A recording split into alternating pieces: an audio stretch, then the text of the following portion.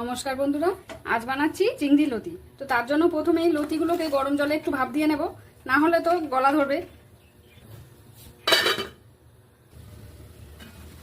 এই লতিটা হচ্ছে দেশি লতি, বেশিক্ষণ তো ফোটানো যাবে না, তাই ফুটে উঠলেই নামিয়ে নেব, না হলে একবারে গলে ভূত হয়ে যাবে।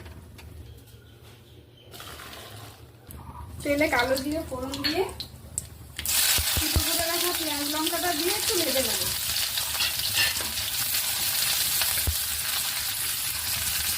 পেঁয়াজটা হালকা ভাজা হয়ে গেলেই নুন হলুদ মাখিয়ে রাখা চিংড়ি মাছটা দিয়ে আবার একটু ভেজে নেব।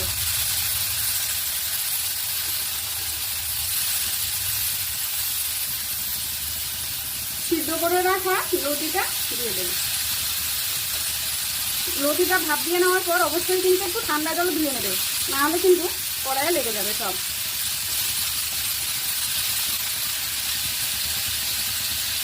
নুন, হলুদ আর সামান্য একটু জিরে গুঁড়ো দিয়ে দেবো, তো কাশ্মীরি লঙ্কা।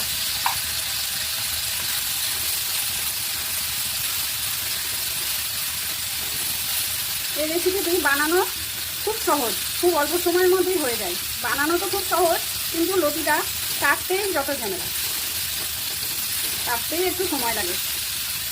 বানানোও সহজ আর খেতেও ভালো।